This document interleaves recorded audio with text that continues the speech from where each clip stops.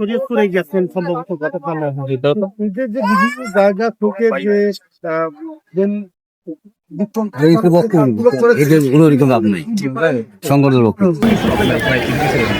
না, আপনি যে প্রশ্ন করছেন যে 2-3 জায়গায় কাজ করছি, এটা হলো চতুর্থ জায়গা। গতকাল থেকে শুরু করে প্রতিপতি এটা হলো চতুর্থ জায়গা। আসলে ওই জায়গার থেকে এই জায়গাগুলো হলো সম্পূর্ণ ভিন্ন, সম্পূর্ণ ভিন্ন। যেমন ওই জায়গাগুলো আমরা এতটুকু নির্ধারণ করতে পেরেছি এই আলামত দেখে এবং ঘটনাস্থল পরিদর্শন করে যে যেসব দ্রব্যগুলো ব্যবহার করা হয়েছে এই জায়গা হলো তার থেকে একেবারেই ভিন্ন। এই জন্য ভিন্ন ওই জায়গায় সাধারণ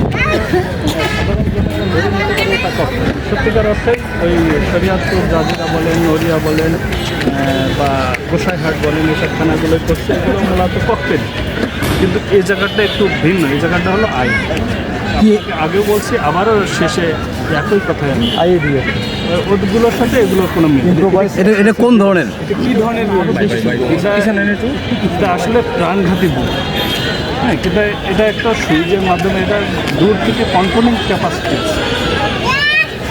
টাইম বোমা নয়, মানে টাইম কন্ট্রোল, রিমোট কন্ট্রোল।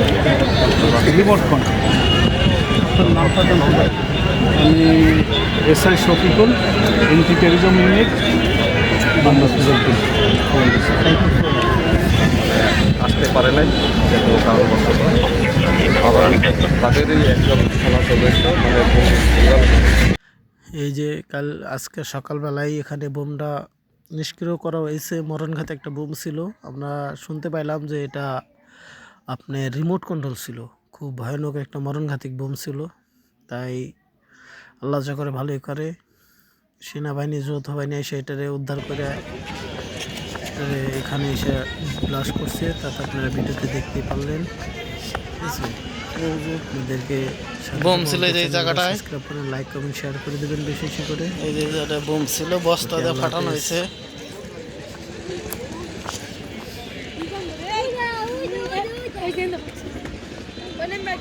এই যে জায়গাটা বোম ছিল,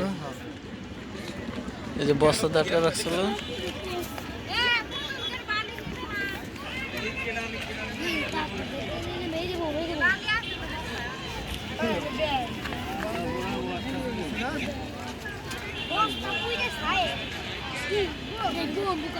এই